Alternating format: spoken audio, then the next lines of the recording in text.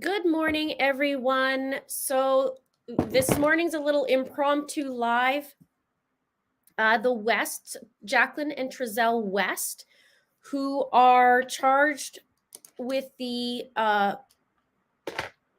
disappearance, deaths, abuse of little Orrin and Orson West. And they were actually supposed to have their sentencing early. It's been postponed. We weren't sure if it was going to happen this morning or not. And now they're saying they're going forward. So there's no cameras, or there is cameras, but it's not being broadcasted. However, what they're doing this morning is they're doing live updates. So I thought I would walk you through the live updates.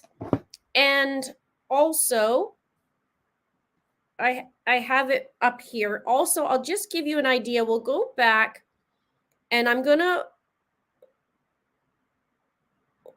read out their sentence or their charges so that you guys know what's going on.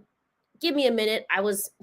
I did live stream last night regarding Suzanne Morphew, so now I'm switching gears, and it's taking me a couple minutes here. But in their trial in the summer, I believe it was, Jaqueline and Trezell were found guilty of second-degree murder, involuntary manslaughter, and child cruelty, and that's all regarding the death of Orrin, who's 4 at the time. But it says failed to reach the verdicts on second-degree murder and conspiracy to commit murder in connection with a 3-year-old Orson's death. So I did a live stream about that as well, and I've done a ton of videos also on Orrin and Orson. And a guilty verdict was also for child cruelty for Orson. So there was a couple missing from that. It wasn't the same for both. Second degree murder carries a prison term of 15 years to life, and the couple was also convicted of falsely reporting an emergency. So the kids went missing on December 21st, 2020. So they're doing the sentencing today. I'm going to walk you through what they're saying in this live stuff. Hopefully that'll help you. We can kind of find out what's going on, see what they get, and see what happens. Hello, everybody. Thank you for joining me.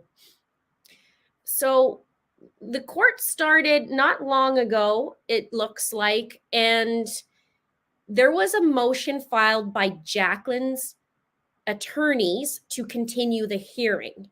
And she received some information last night. The prosecution was objecting the motion to continue, saying that the items the defense has listed should not be characterized as new information. And then so they decided to go ahead and do this. But I'll read through some of these. It says, she said a private investigator contacted the individuals who needed to be contacted, not a juror on the panel, but other people close to that person. Based on 2 interviews, Jaqueline's attorney said she did not believe it was enough to ask for a motion to continue for further investigation, and upon receiving the info, doesn't think it could potentially warrant a motion for jury misconduct. So I guess that's what was going on. The sentencing will proceed. Smith, who's the prosecution, Smith asked the court to find all circumstances in aggravation true, including the crime had a high degree of callousness and they induced a minor to assist in the commission of a crime. So where that went was one of the boys was asked to basically lie. And that's what happened.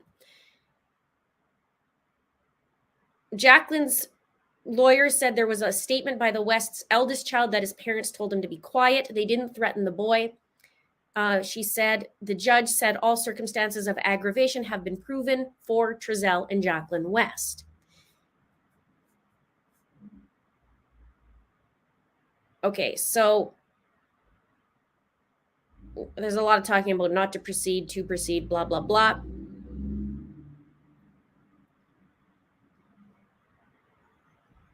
Hang on here with you guys here. There was a court filing why Jaqueline West should receive probation and asked the court to consider other cases with facts and circumstances similar to what she's been asking for, including the local cases of Wendy Howard and Michael Bowers. Torres Stallings, who is Jaqueline's lawyer, is continuing to argue for probation, referring to a case out of Los Angeles that occurred after the Rodney King verdict. She said that she found it difficult to express the feelings she had with Jaqueline West, and that has been present in the courtroom. They've had many conversations. On December 21st, 2020, Jaqueline West didn't know her life was about to change. This is what the lawyer said.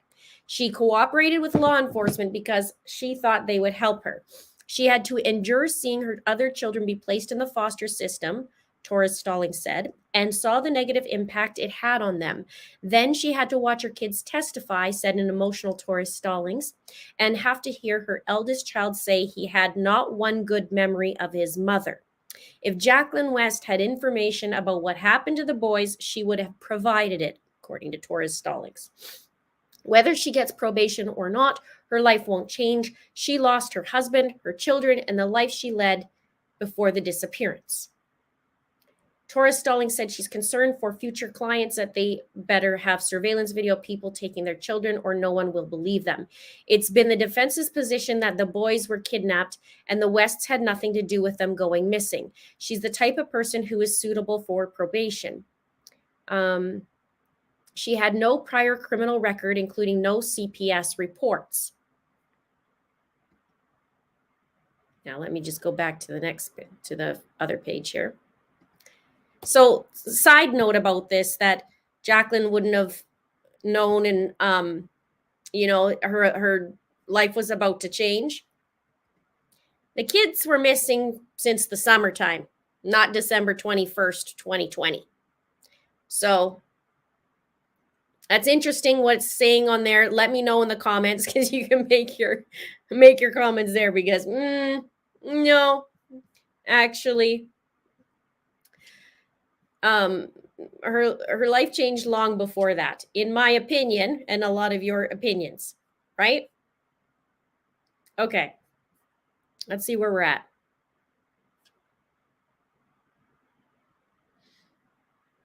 Now, apparently, there may be a press conference coming up soon,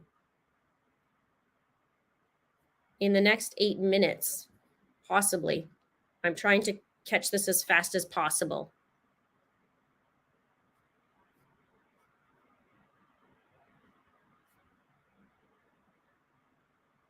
Oh, there we go.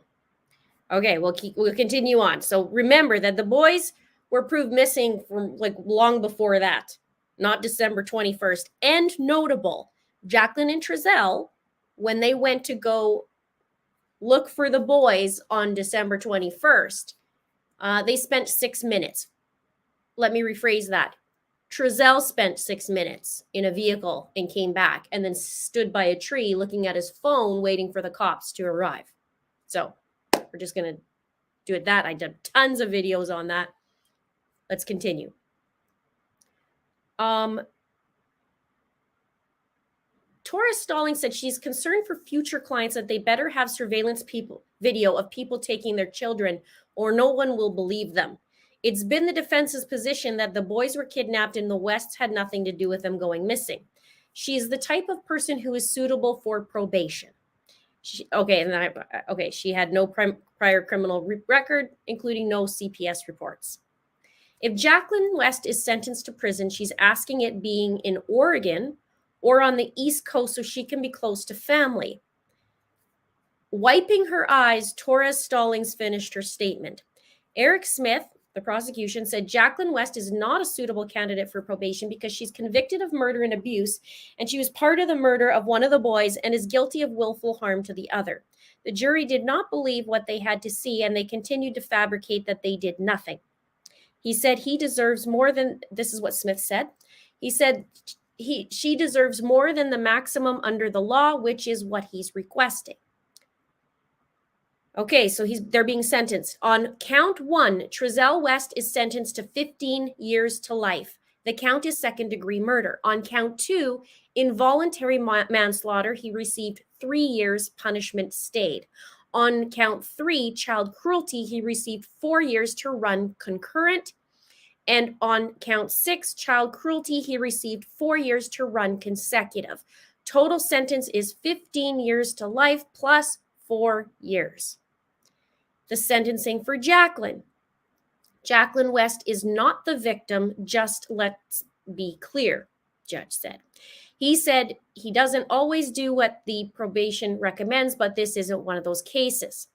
On count 1, second-degree murder, she is sentenced 15 years to life.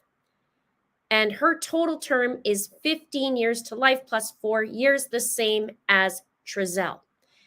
They were read their rights. Regarding the hung count, the prosecution has moved to dismiss them, and the judge did so. The gag order in the case has been lifted. So, the boys are still missing. And they got 15 years to life plus 4 years. So, there's that.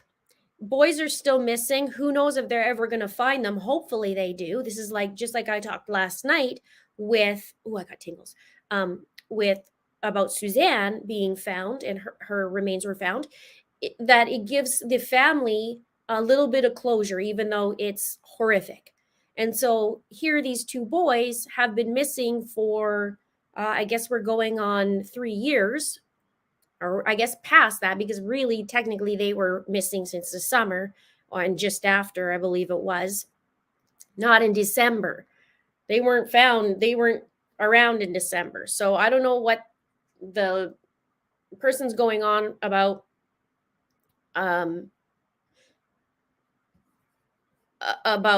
Jaqueline's the victim, and she she wants to request where she goes for her term. No, yeah, that's right. Jaqueline didn't even come outside. That's why I made that mistake and fixed what I was saying there. I see Four Sons Mom in here. I love you. Thank you for being in here. She says, I'm disappointed in these sentences. 15 years is not very long for a life, is it? And 2 lives. So at least they're not out. But it's 15 years to life. So I don't know how that's going to work. We'll see what it's like in California. And we'll go from there. Like, can you believe that she was going to be on probation or requested probation? It's kind of ridiculous. Now I guess we've waited to see if they can find the boys.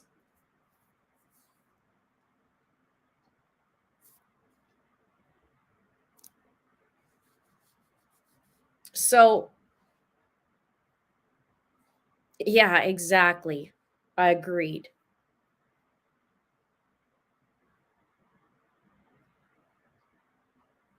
So we'll see what happens. Oh yeah, they have the 15 plus the 4 too, is right? I read so fast. It's kind of weird when we can't see the actual let me think. Just give me a minute. Kind of weird when we can't actually watch the sentencing live like we were able to the other cases.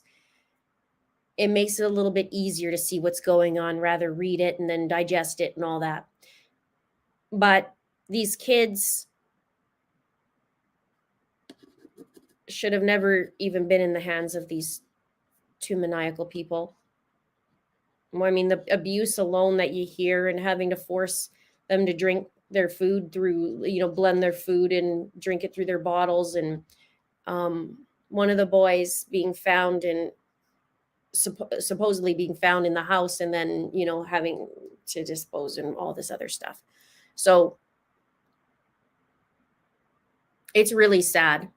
And then you have a whole lot of lying going on and faking. That's the worst part too, right? You have parents who go and they're faking their search for them for 6 minutes. Search. Where are we going to search? So that actually quoted Letitia, but it's pretty much the same idea.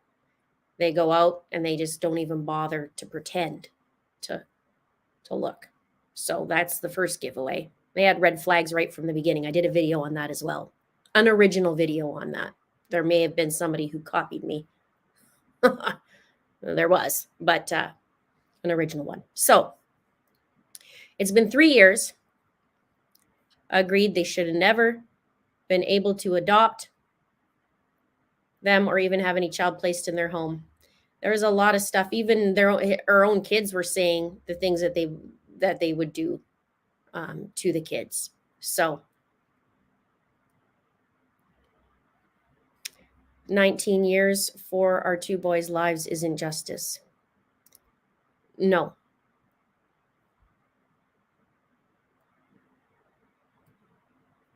And funny how they're saying, oh, there should be video on that. Oh, yeah, there's video, all right. No boys. There's no boys. Haven't been boys for months. It is sad. It's sad that that's such a low term, and sad too because I have to go back to the charges. But I remember when it was not equal. Like I read just earlier, it wasn't equal for the boys. And because of the circumstance, and one went missing first and the other one, and they didn't have enough for some of that. So it is disgusting behavior. That's a lot of people. I can read your comments saying disgusting, disgusting, disgusting.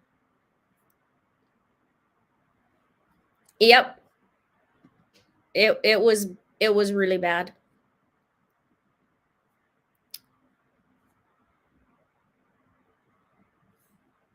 Now Trezell will see what rambunctious boys are like in prison. Isn't that the truth?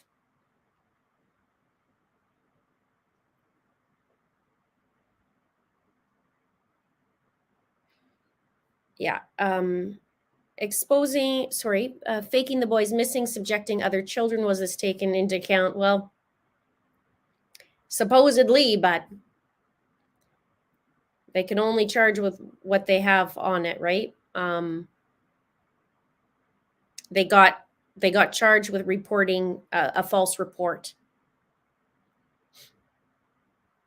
Yeah, there's cameras. Now they're telling me that there's cameras in there, but it's not.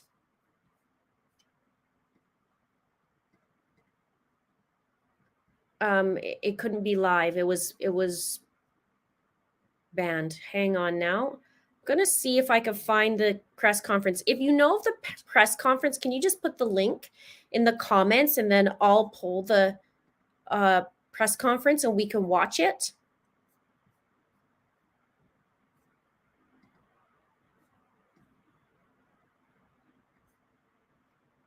Tentative. It says DA schedules tentative press conference regarding West case, and then we can watch it together. Let's do that. If you can find it too.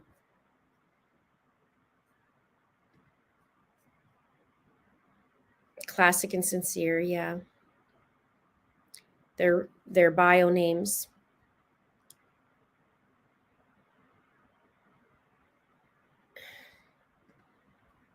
It makes me mad that they took them boys in, changed their names, and then treated them like trash. Oh, I hope they get what's coming to them both. Well, from what I understand, when you go to prison and it involves children, I don't think they can do too well in prison, from my understanding.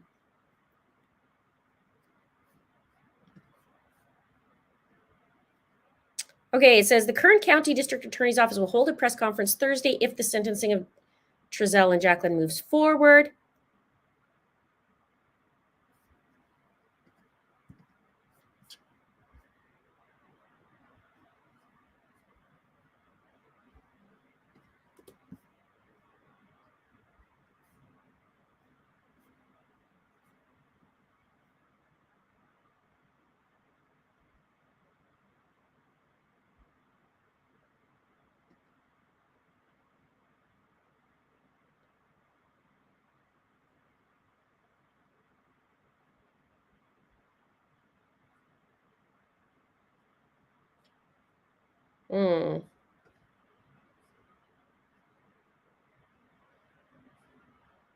Anybody find this yet?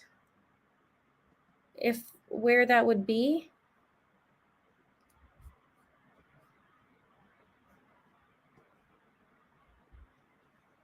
Okay, we can keep talking because we'll see if I can find it.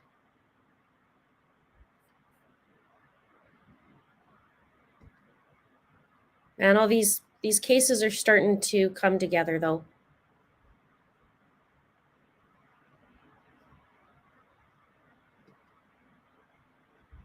Okay, I'm going to pull this one scheduled conference. It says tentative press conference, but because they got sentenced, we want to hear that.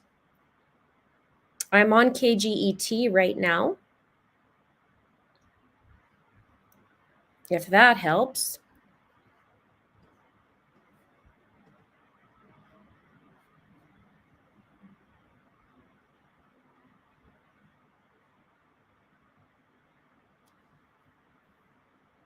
There was live court audio. Awesome.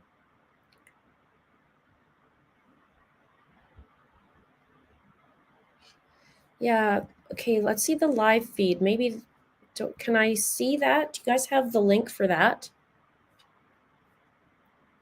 Because I'm on KGET, but do they have it just as live link? Like, you know, sometimes up in the right-hand corner, it'll say live and then you click on it, but you don't see anything till it's live. That would be good to know. It's been a while since I've been on here for sure. And then I can pull it up. And then we can share this together.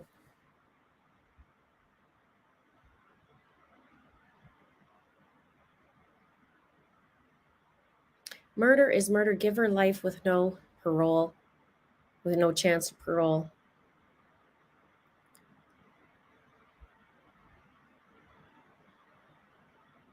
The prosecution did what they could with no bodies, and that's the thing too. It's not the easiest thing, is it? It still happens. Obviously, they're convicted without that, and they found that the boys were missing for the longest time, and it helps with the kids too, with those accounts as well, right? They haven't seen the kids.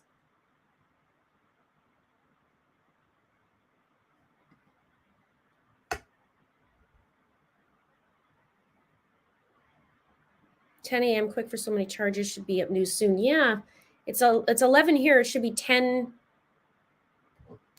down there, right? Bakersfield.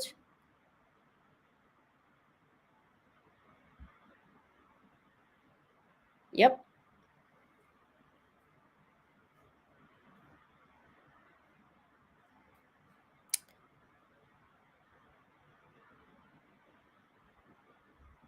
Though sentencing went is exactly as expected, honestly. Okay. I wish this could happen. They should be forced to reveal where the boys' bodies are. They should have been given life, no parole. Better yet, death penalty for both, just like they gave Classic and Sincere. Yeah, they should be able to.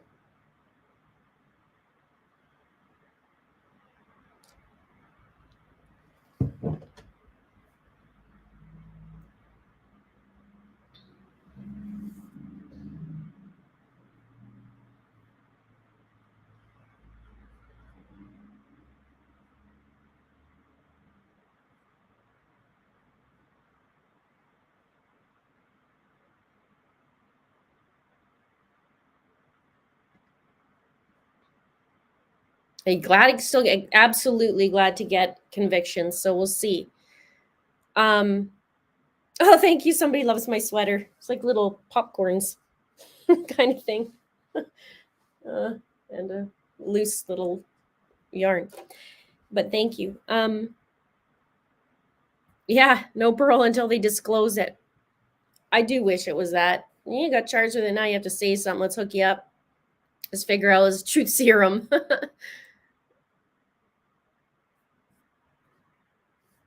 It was just watching that when things first started and I first started covering it, and you go through these, you know, you guys too, you're watching it, right?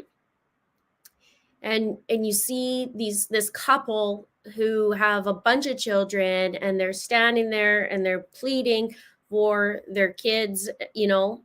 They do a 6-minute tour. Trezell does a 6-minute tour. Jaqueline stays inside. And then the ridiculous press conference that they did.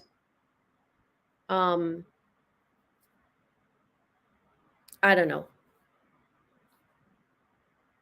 I mean, in a way, that's a gift, what they did that day, because it screwed them over more. But still.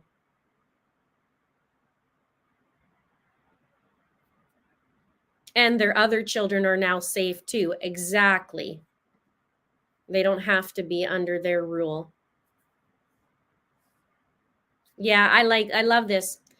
I bet 24 hours ago, none of us thought Suzanne Morphew would come home. So there is hope after all that the boys will be found. Isn't it interesting how now it's starting to snowball? Like we had Letitia got sentenced, Lori got sentenced. Then we have Suzanne Morphew's found. Now the boys got part justice. I don't want to say full justice, part justice. It's a little backwards with that, right? Because they haven't found the boys, but the parents responsible got convicted. And now we hope that Suzanne comes with answers. I did do a video last night. I did a live stream for 2 hours. I'll do another video. I'll break down some other things so that it's more organized. I know a lot of you like that. So, and I like that too. This is fun to chat with you guys and be able to share our thoughts and come together when it's things like this. It's like, it's a bittersweet thing all the time, right? You want to do this together and hang out and be able to chat about it and go, okay, what's going to happen to these awful parents? And here we are.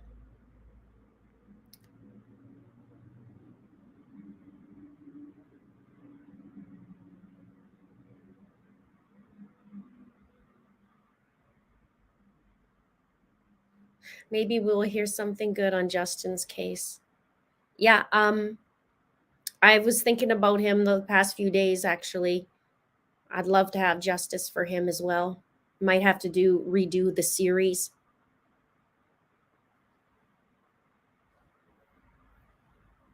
Nothing has happened with Justin's case. Maybe have to do a new series on it. I don't know. We'll start from scratch again. Thank you, Deborah. Thank you for being here, you guys. I really appreciate you.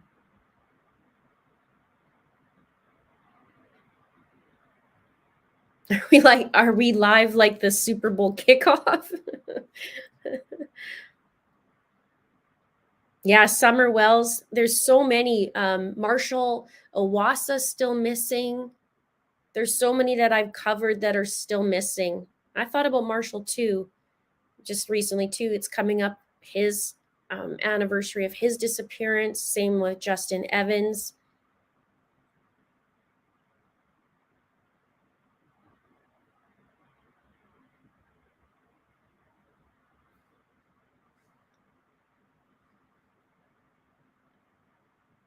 Yeah, if you can you imagine if they found Summer next, absolutely. Little Michael Monkey Vaughn. Jenny, can you do a repeat on Justin? I never got into that one, and now I'm wondering what it's all about. Yeah, it's unsolved, and it's I guess the police are saying it was a suicide, which is absolutely ridiculous because it's not. And there's so many things that say that's not, and other police officers that say that it's not. So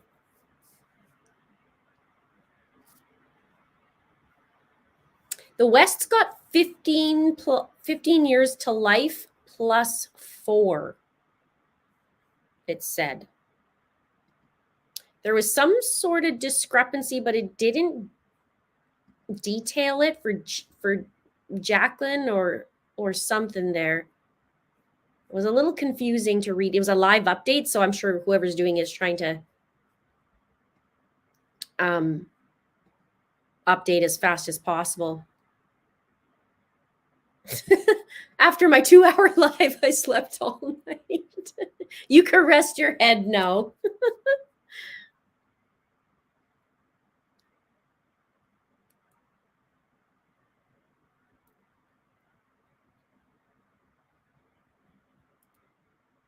Yeah, there's no way it was.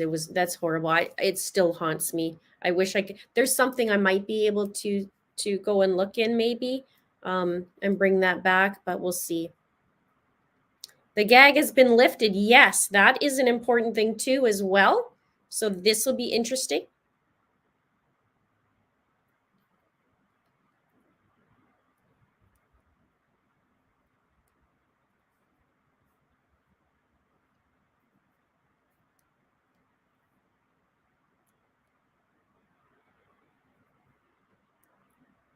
Am I ever going to cover the Suitcase Sarah trial if it ever gets started? We'll see.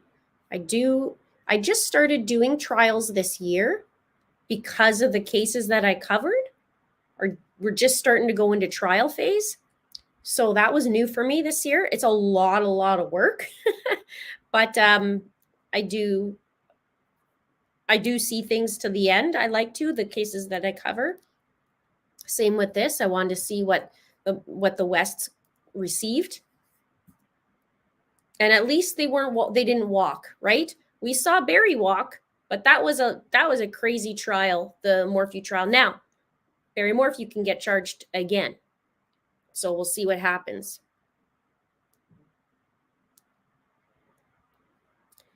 Okay. Getting news that Kern County Facebook said it will be live with the press conference. Okay.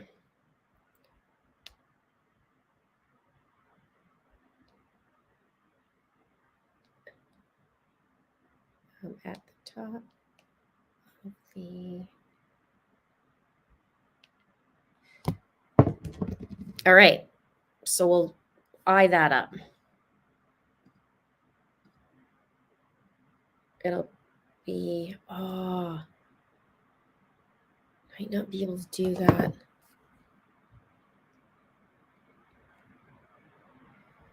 Am I still going to do KGAT? I've been having Facebook issues for like 3 months.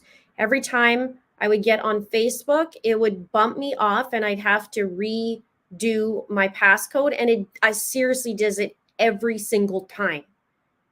And then I'll go a day, it'll be no problem. And then you go to log in again and it boots me off. And so it's been doing that forever. And I just stopped trying because it was like, I don't know, 6 or 7 times or however long. It's just annoying every time I go on. Let me see.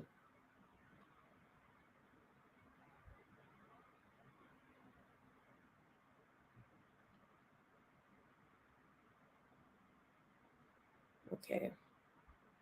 Might not be able to do that. Gag was lifted, yes.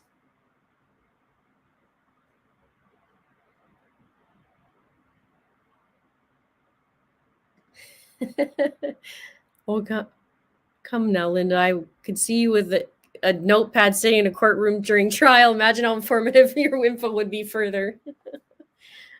I do. I take notes even while I'm watching the trial. I take it all day. Like I'll start for the whole 8 hours and I'll do notes on it. And then I have to produce a video on top of that. Okay. Let's see.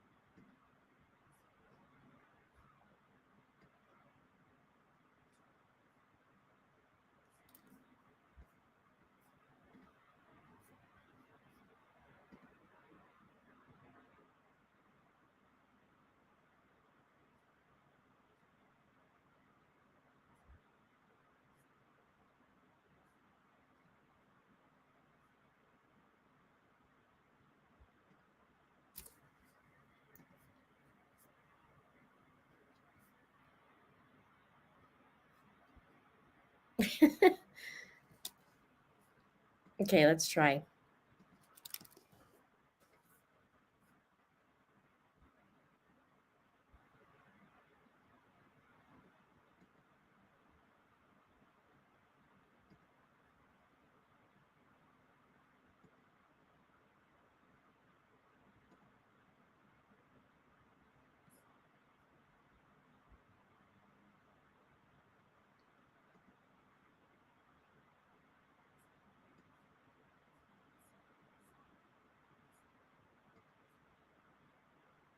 Cross your fingers.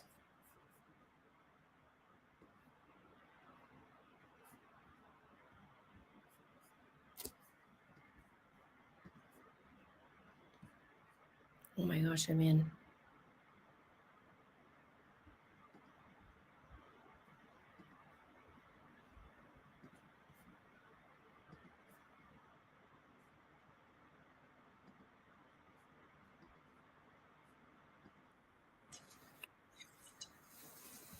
We just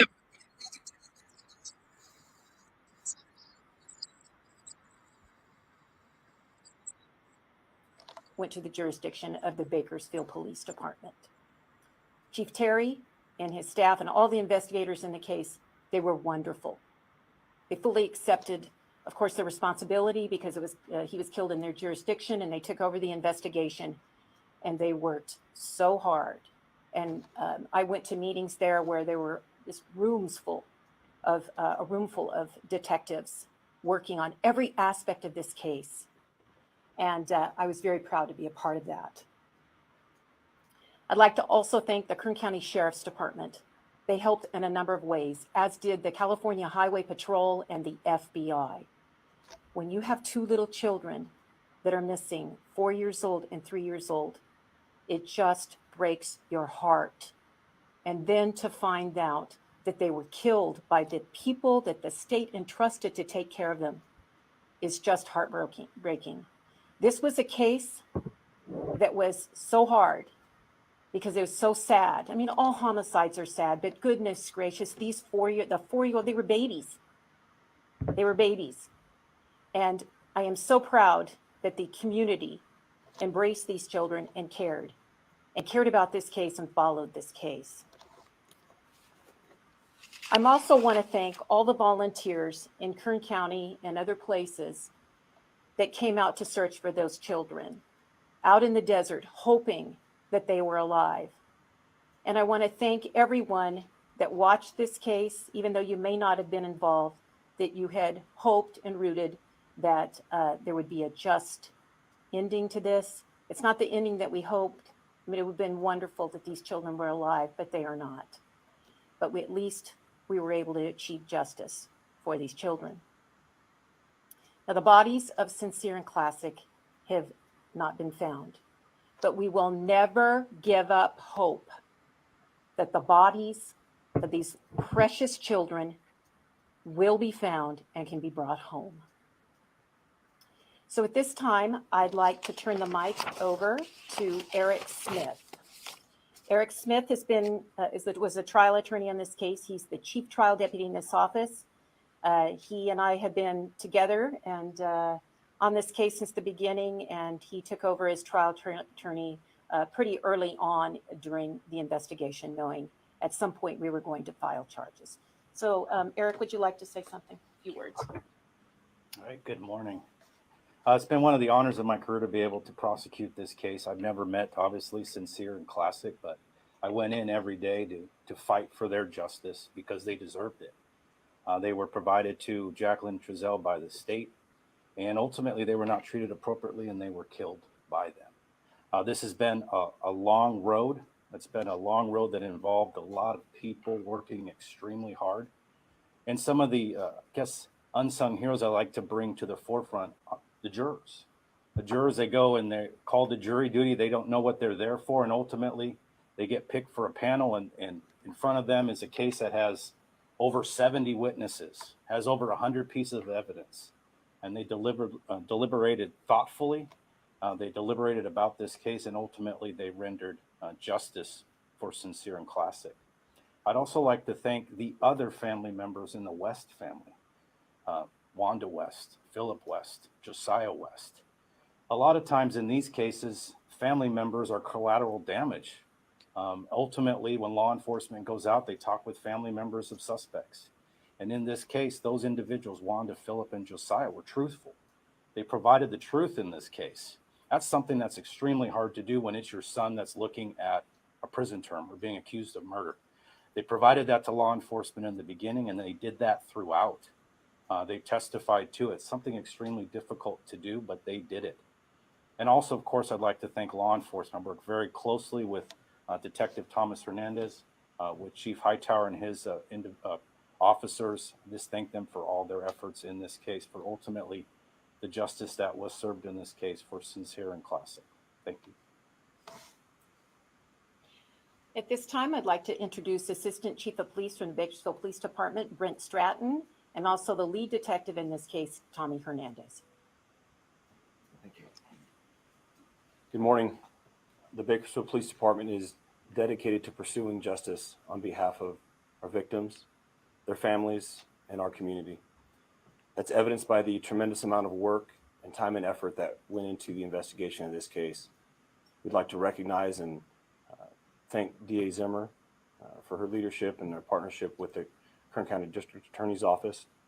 We'd also like to recognize Mr. Smith and the amount of work and effort that went into prosecuting this case. We'd also like to thank and recognize Chief Hightower and the California City Police Department, as well as the Kern County Sheriff's Office and the FBI for the tremendous amount of assistance and work that went into this. But I'd also specifically like to recognize the investigators led by Detective Hernandez, but numerous other employees at the police department. DA Zimmer spoke about the sheer volume of people that put time and effort and their hearts into this investigation. It was a tremendous honor, and I'm proud to work with detectives and investigators like them for the work that they put into it in seeking justice. I would like to say that the Bakersfield Police Department, however, will not rest until these boys are brought home and they're able to be laid to rest with the respect and the dignity that they deserve. Thank you for your time.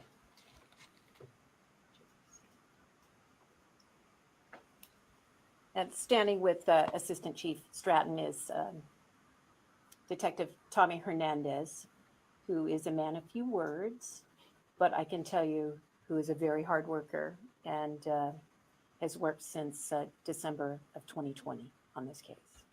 And finally, I'd like to introduce to you California City Chief of Police, Jesse Hightower.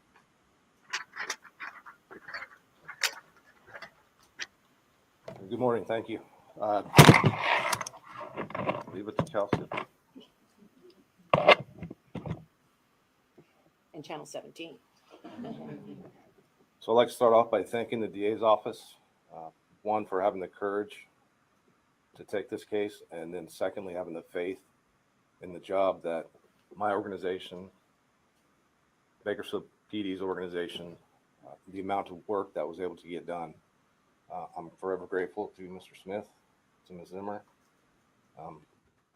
I'd like to thank the members of my community for coming out countless of hours, doing hundreds of searches through hundreds of miles.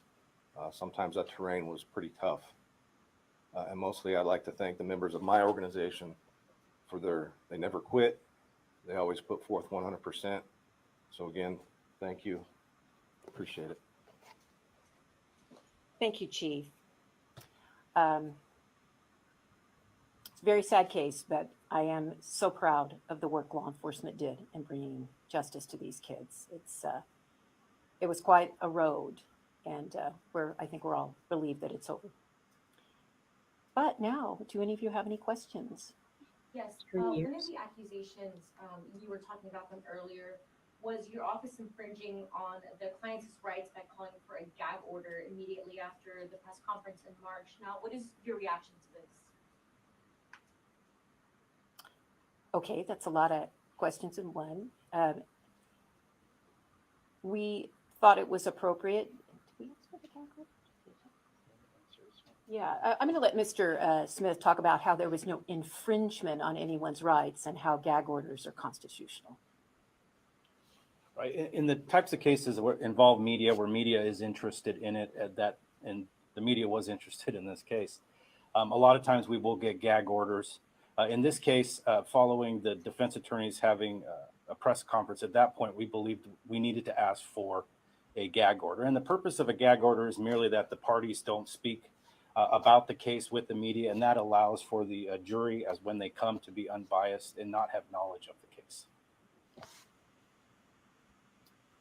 Thank you, Mr. Smith.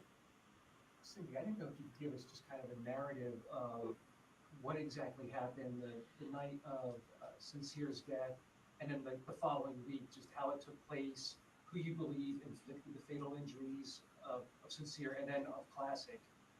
I know a lot of it's apparently still unknown, but I didn't know if there's kind of a narrative you can give us of that.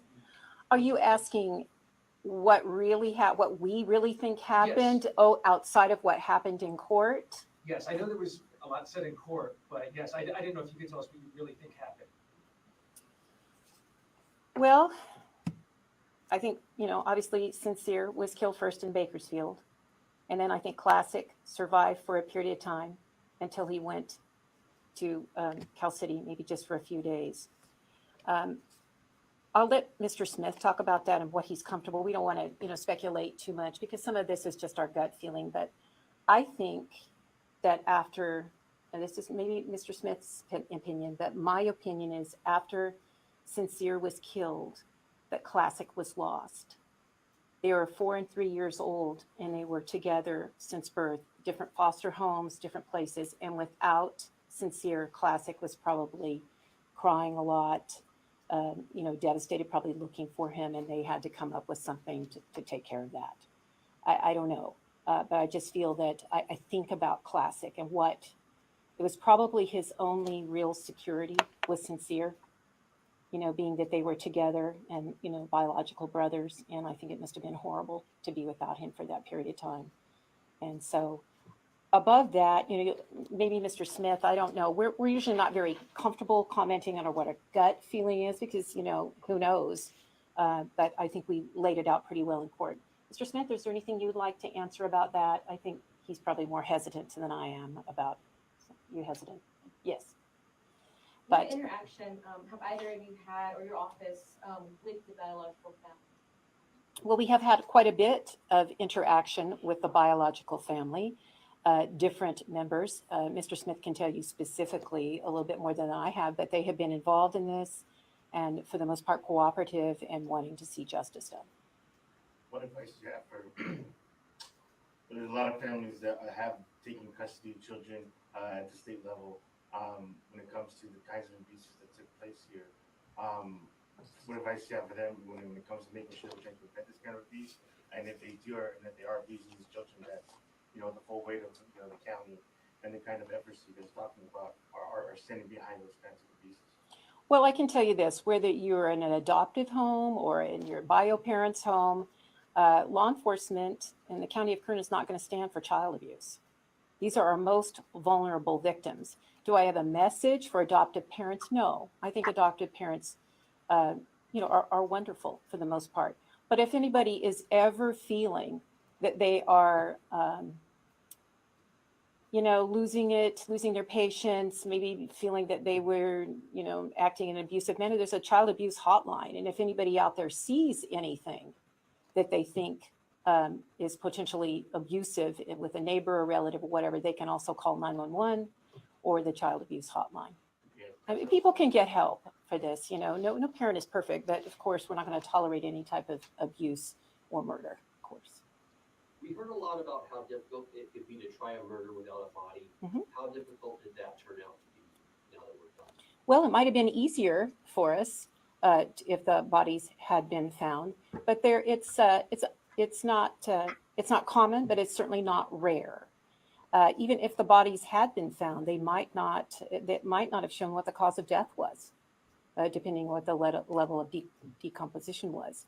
So we've tried them here before.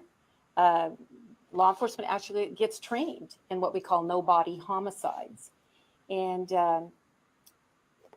I don't know, would it have been easier? I don't know. It just kind of depends. But it wasn't going to deter us because, this is different than a situation when you have an adult that is missing. An adult can run away, be under an assumed name, something like that. So we have to be, well, we're careful regardless, but these were children and they would not have been able to provide for themselves. So it was pretty obvious something horrible happened to them at that time. You said that you will continue to look for their bodies.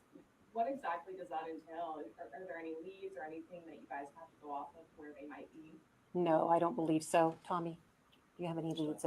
Not at this time. We investigated all the tips, all the leads in that period of time before we went to the grand jury and then during the trial.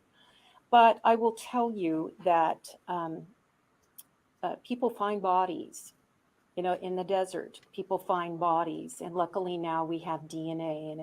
And if the body is found, the bodies, one or both of them, that we have the technology to be able to identify them. And I pray that those bodies are found. Going off that question, just to clarify, does that mean there won't be any active searches or any active action? There certainly will be active searches, and perhaps Chief Stratton can talk about that if there is a viable lead or tip. But right now, we don't have any. And of course, that these killers choose to do the right thing and come forth and tell us where they are, because the people that know where the bodies are Trezell and Jaqueline West. And if they want to truly do the right thing, they should tell us where those children are. If you were to find them, could that somehow impact the sentencing, or could we be back in court? I don't think so. This may be going to gut feeling again, but Oh. I know. Do you believe that Jaqueline was the killer of both boys? Do you believe Jaqueline killed one, Trezell killed another? I just didn't know who physically killed the boys. I think I have my own gut feeling, but I don't know that that's appropriate. Mr. Smith, to you, I think we think they were in it together. They're like this. But Mr. Smith, you want to say anything about that? Nope. No. This may be directed towards Mr. Smith, because I know the family was speaking to you about it after the sentencing, but they were really hoping to be able to say their piece and read their victim impact statements to Jaqueline and Trezell, and obviously that didn't take place. Do you know why that didn't happen today, or what happens with these kinds of statements? Right, and what we had them do is they wrote their statement, and because ultimately it's for the court to consider. I understand their desire to address the court and then also be heard by Trezell and Jaqueline West, but ultimately they were heard by the court. The court read all of those statements that they wrote and ultimately imposed the sentence that he did. So they were heard by the court. What resources from the Victim Services Office have been made available to the family? The victim advocates would know that answer about what type of services they chose to avail themselves of. It's not something that I would feel comfortable talking to you about as, oh, this family member needed counseling, this family member, but we have a lot of services that victims' family members can take advantage of, and I hope that they did choose to do so. Cindy, have you seen probation granted for a murder conviction before? And what was your reaction to that argument before? I have not seen that. The case that she mentioned, I don't think that the person was convicted of murder. I have never seen that. I've never seen a judge in Kern County give a probationary sentence. I was offended, quite frankly, by the defense argument in court trying to paint Jaqueline West as the victim. Now, defense attorneys are going to say what they're going to say. They're looking out for the best interest of their clients. But that was, I think, went over the line. Jaqueline West, Trezell West, they were not victims. They were murderers. So, and I did not believe Judge Bremer would grant probation for the murder of 2 children. Right, one more question? Or we sufficiently answered all your questions except the gut feelings that, we could turn around on you. You watched the whole trial. What are your gut feelings? Yeah, why don't you talk about that? All right, again, is there anything else any of you would like to comment on? Thank you. Thank you all so very much for coming. I appreciate it. And again, I'm just so proud to be part of the law enforcement community in Kern County that works like this to see that justice is done in such a horrible case. Thank you. All right. Well, that's surprising that she's very open to talking about her gut feeling. That doesn't usually happen in these cases. Ro was asking if so the question was asked if I think that Jaqueline and Trezell will ever say where the bodies are.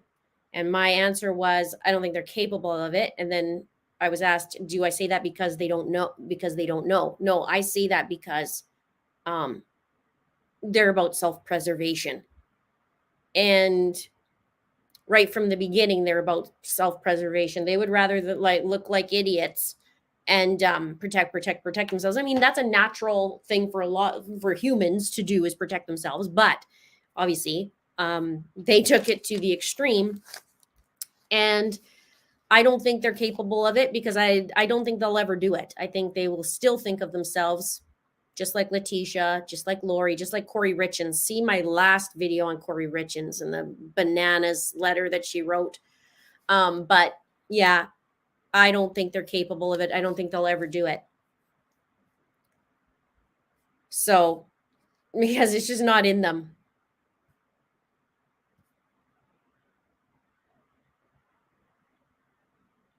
So they got 15 years to life plus 4, so minimum 19 years. And I don't know how that's going to look.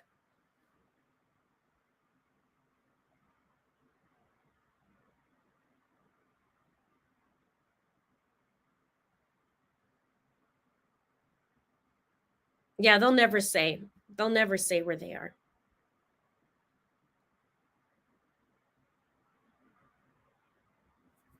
Trouble says, as a survivor of child abuse and having to live in the foster homes that put bleach in the bath water, not allowed to wash your hair but once a week, and so much more, 15 to life is not enough a sentence. Thanks for sharing that. It's not.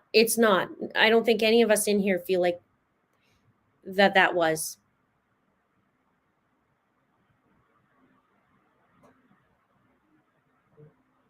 Real Deal says maybe they will talk if given a deal to get out earlier. We'll see. I wonder what that'll actually translate into their actual time served.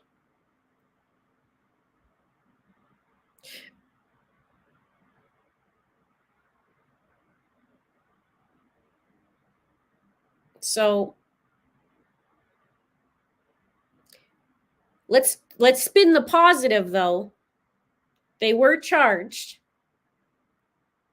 Now they're sentenced. And now they're not able to do that to anyone else. So by the time they'll get out, well, I don't know. I don't know how that's going to work. Will they get out early? Will they not?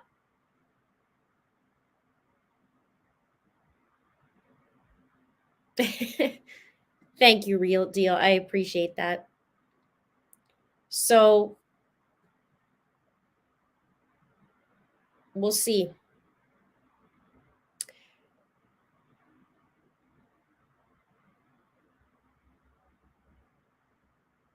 Other people have gotten life without bodies.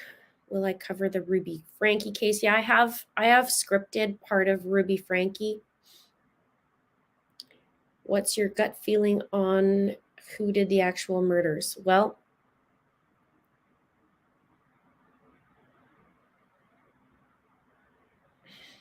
I don't know about that. They're both culpable in my eyes.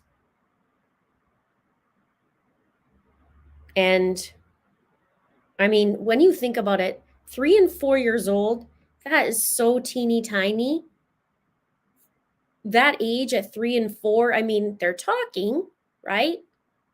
They're learning. They're like little sponges. But being in that environment and having to do things that you're wondering why, because you're making, they got mad because the kids were making noises eating. They didn't chew with the mouth open, or their mouth open, or something like that. And then they went and blended the food and made them drink them out of bottles. There's so many things that was coming out. It was not good. It was not good. I can't even repeat it because it just. And the other boys in the house and the bio kids were even talking about the abuse. The one kid, he was talking about the abuse too from that they got. And Jaqueline, he brought Jaqueline up. So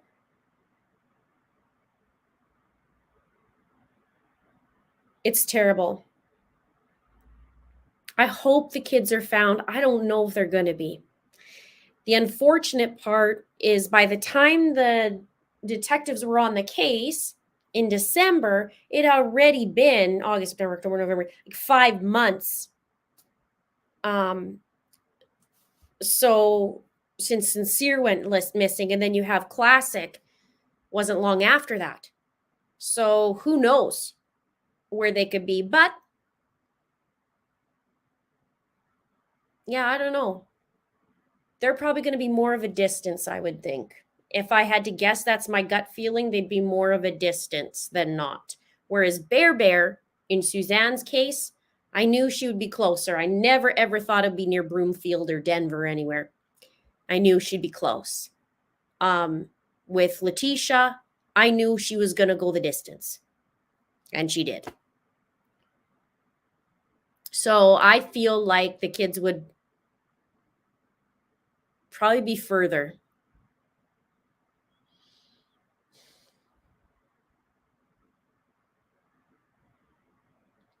They will do 7 or so years and be eligible for parole hearings. The first 2, they will be told what they can do to prior the actual hearing. This would be interesting what they would actually get.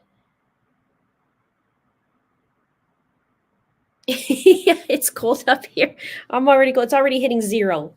I think it was 1 degree today. So what would that be in your guys's? It would be 32, just a little bit higher.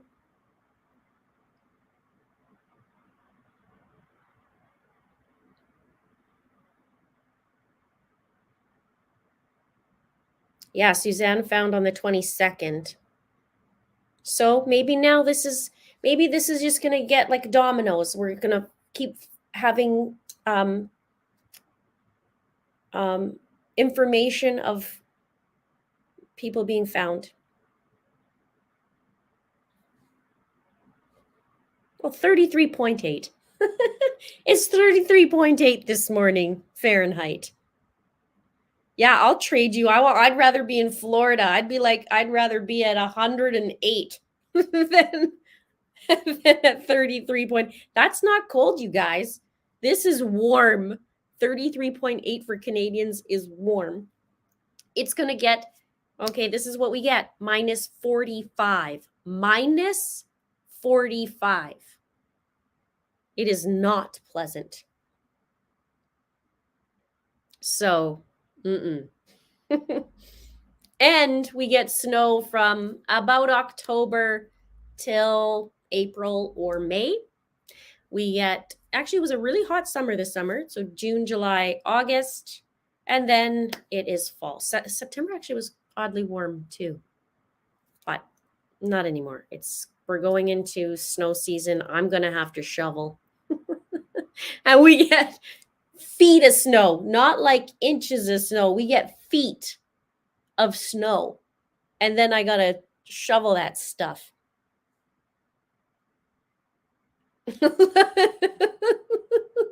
Yes, Shelby. Nice to see you. That is cold. It's terrible.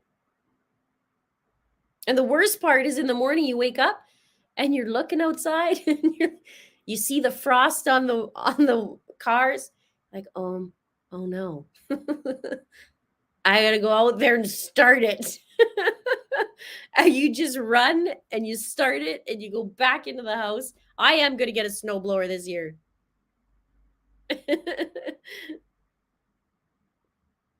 T-shirt and shorts, and I'm in a sweater, and I'm cold. My feet are cold. My body's cold. I'm all cold.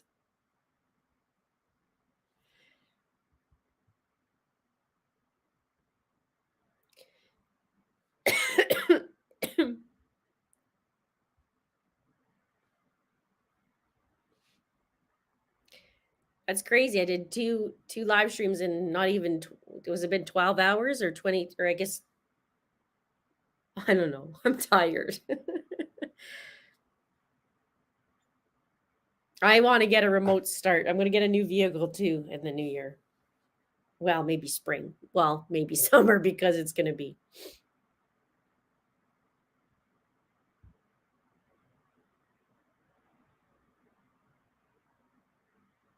Heated pathways would be good. Heated everything. I'm going to get heated clothing this year is what I should do. It's funny. So I guess bittersweet, right? This is bittersweet. Bittersweet. The babies are not found. These guys at least won't see the light of day. And do you agree with what the woman was saying in the press conference about being, what was the word she used? Insulted? I can't remember the word she used about Jaqueline, making it look like Jaqueline's a victim. It's just no different than Lori. But basically they wanted Jaqueline to just get probation. So it's unfortunate they got so little, but well, let's, even if they're out in, I hope they're not out in 7. That would be disgusting. But even at 7, they're being in their 40s. They're still young.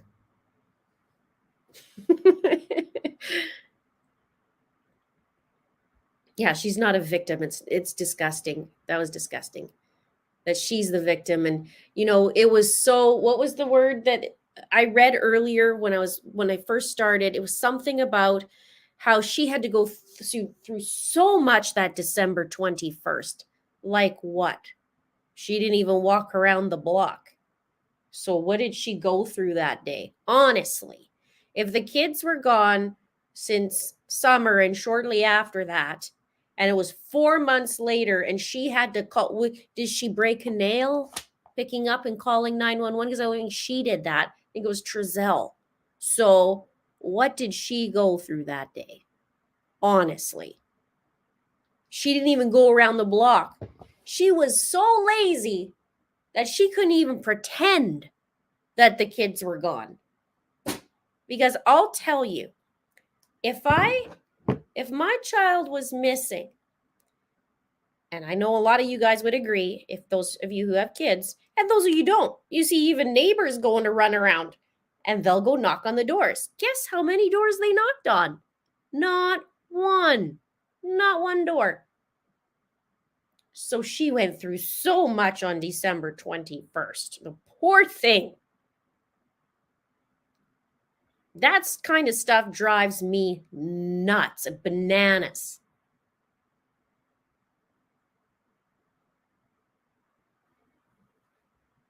And I'll tell you what, I'll tell you a little, you want a little story? I'll tell you a little story.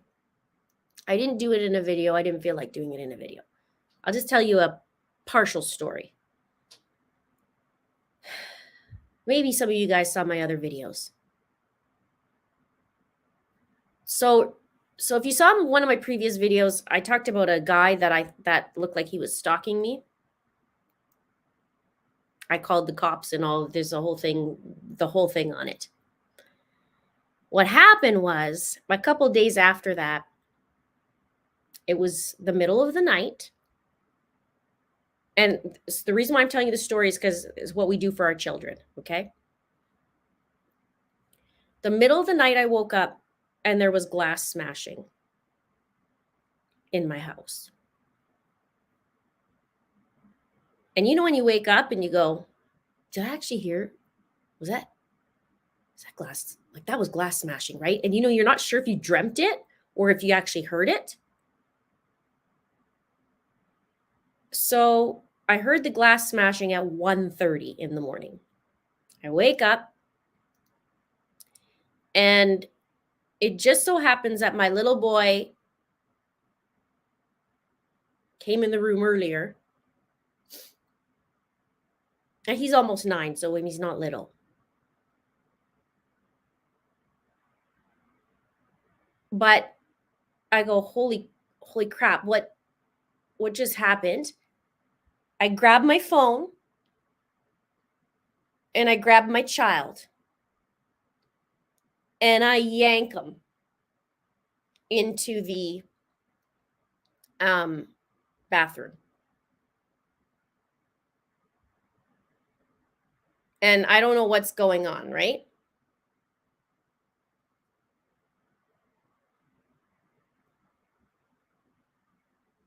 My child says, "Mommy, I heard glass smashing." So now there's confirmation.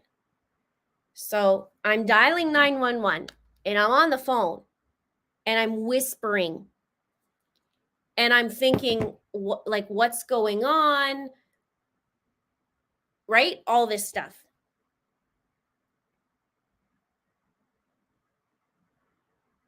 Here's some, how do I word this? I couldn't just walk around the house and take a look at what glass smashed, right? I got to treat this serious because some people are like, well, you should have went and walked around the house.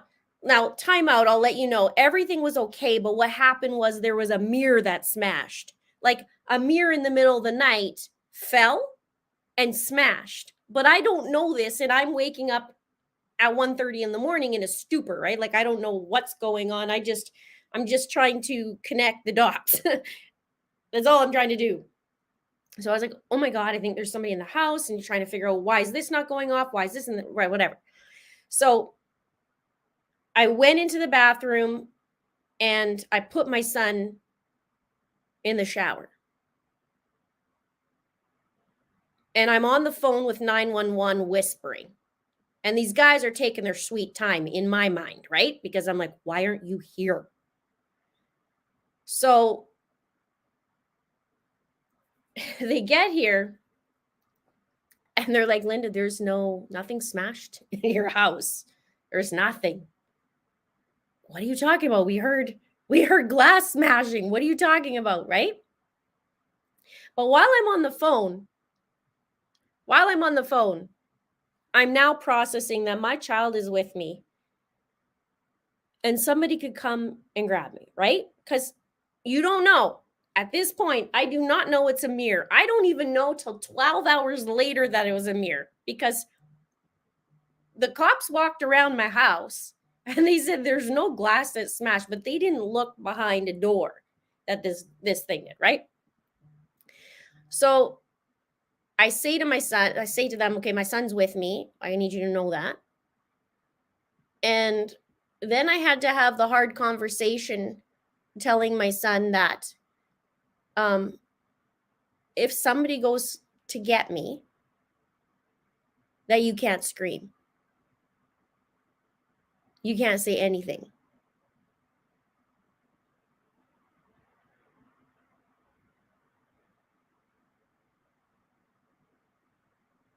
And then, me being the spicy Linda that I am,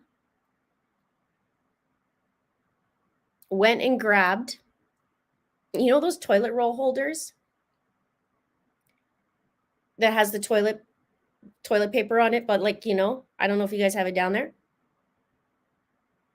I took the toilet paper off very quietly and I grabbed it and I thought, this mofo comes in this door, he ain't going out without a fight, as I would kill for my child. And he's not going to know that I have anybody in here. And when I did that,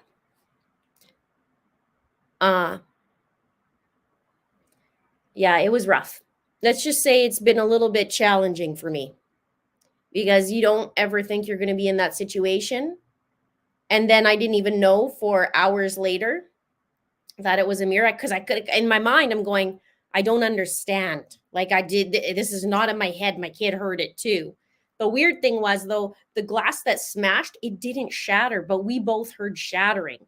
It just kind of cracked. It was like, really? The mirror couldn't have fell at 1:30 in the afternoon. It had to have been that. So here's the best part. The officer that helped me 3 days before with the stalker dude, that was in the grocery store. He must have saw the 911 call. So I don't know what happened. Or he was just on shift, really. He comes walking up. I was like, we gotta stop meeting like this. He's like, I know. I said, I don't understand what just happened, but we gotta stop meeting like this. He says, oh yeah. I said, I don't want to see you ever again. He says, yeah, I don't work tomorrow, so it's okay.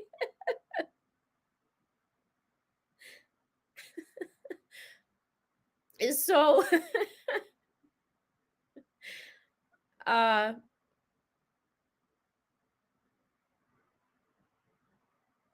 anyway, the mind can do funny things too when you just wake up, but you can't treat it as nothing. Not to mention, let's just make it light. There were two out of the three very good looking officers that came in my house. Very good looking. So there was that as a positive. My child was amazing in it. And I'll tell you, having to tell your child to do that, yeah, it does something to you. It just does something to you. So let's just say I upgraded my alarm system.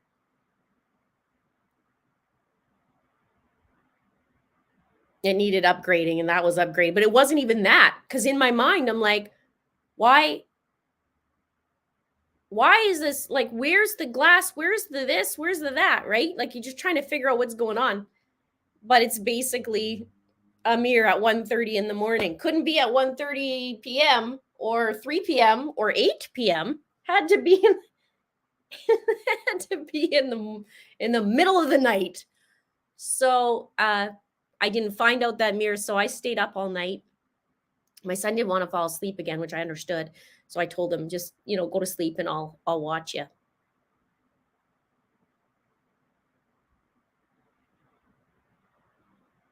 So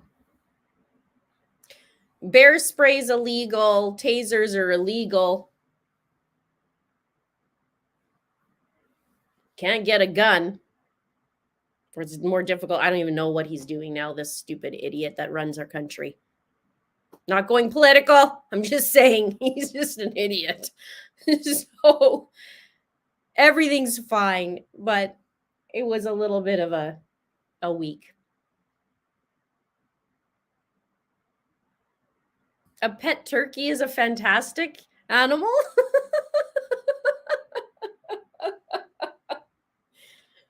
I don't want Barry coming over with the turkey.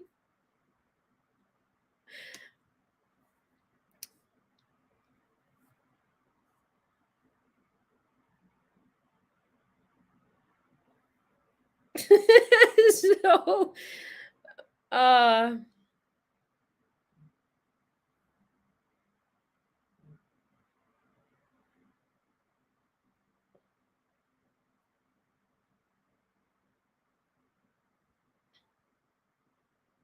it's okay. I have a few systems in place now, and let's be honest. With my, let's say, justice card that's always been in me, we'll call it the justice card. All the BS that I see with all the suspects, right? My spiciness, because I can get spicy, and the fact that I'm Italian, okay? And I don't like people's BS. That guy's going to be a sorry son of a, you know what? Because I won't go down without a fight. I don't care how big or small I am. It's not going to be that. So,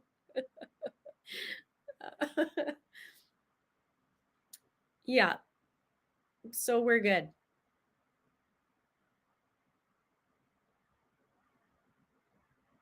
Yeah.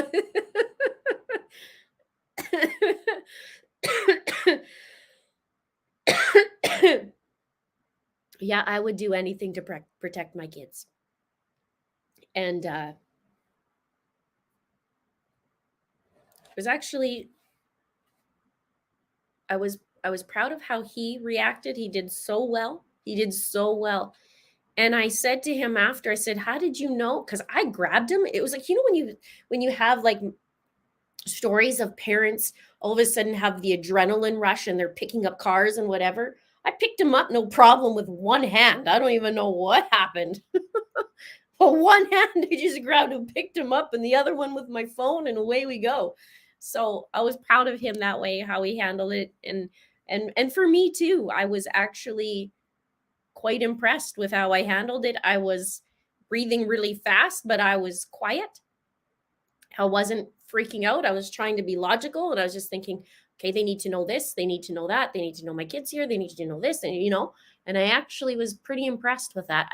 I credit that, in my opinion, I credit that to this channel and doing the work that I've done in the last 4 years.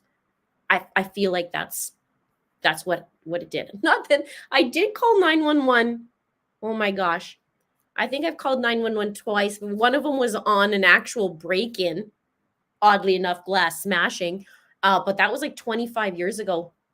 This was the best because I called 911 and I said, very calmly, someone is breaking into the gas station across the street. It was like 2 a.m. And the 911 dispatcher's like, ma'am, you're going to have to be quiet. And I was like, I am? There's 2 guys breaking into the gas station. Ma'am, I'm going to have to get you to calm down. I was like, is she reading off of something? What happened here?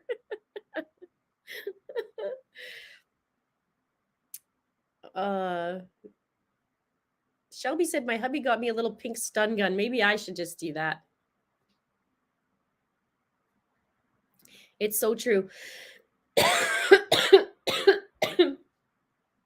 Do I still have my giant cat? I have 2. Well, I had 2 cats, and my big fat one went to, I can't call him Mr. Linda anymore. Ex Mr. Linda. He went there, and I have my other cat. Yep.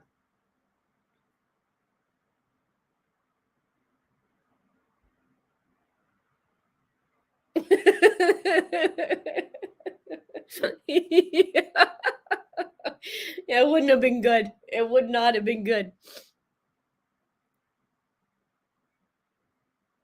It just was so funny. And so I live in Alberta, so I live in Western Canada. That was that. And then years ago, I think it was 23, I want to say, I decided to hop in my car and move to Los Angeles for a short time. And when I was driving down the freeway, yeah, you guys call it freeway down there, right? I was driving down and just doing my thing, just driving. And I look, and there's this car, and he literally looked like he would have been in the Fast and Furious videos, because he was driving his car, but he went under a semi and back out. I was going, what did I just see? He literally went half, like partway in there and back out. So I'm going, oh my gosh, he's going to kill somebody, blah, blah, blah. So I'm on the phone with 911 going, there is a guy, I don't know what's going on, if he's falling asleep or what's happening. We just went half under a semi and whatever. So I followed this guy for quite some time. And they're like, ma'am, you're going to have to stay back, because you don't stay back, like you can get hurt, whatever. Like, he's going to kill somebody. So I'm following and reporting this guy. And I swear it was probably, I think it was a half an hour or an hour that I was following them and reading the mile markers to them. Oh dear.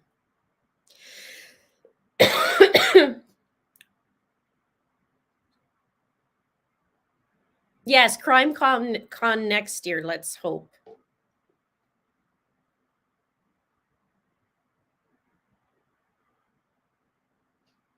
So it's been eventful. It has been an eventful year, but it's going to be okay. Oh, that is very sweet. I appreciate that. Thank you very much. I appreciate that.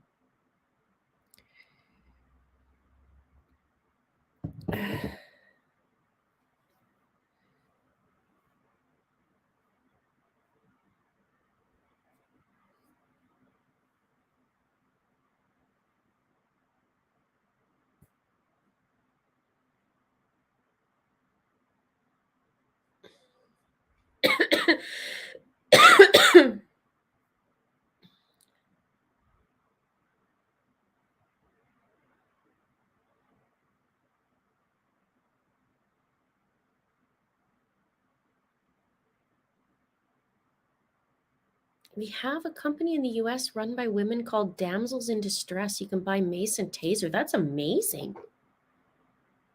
Where did I put my... Oh, God.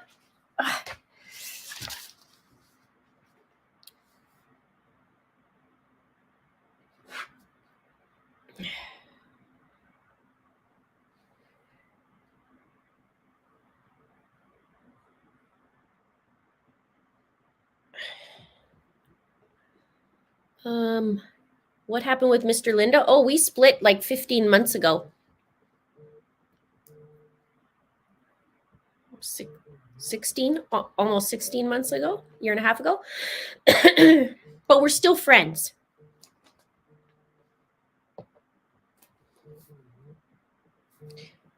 All right. So, thank you for hanging out with me, you guys. Thank you for hanging out with me last night, too. I have some videos to create. I'm going to be getting off this live stream pretty quick and then do the videos, or work on them, I should say. Takes me a while to get those done, and then we'll start uploading.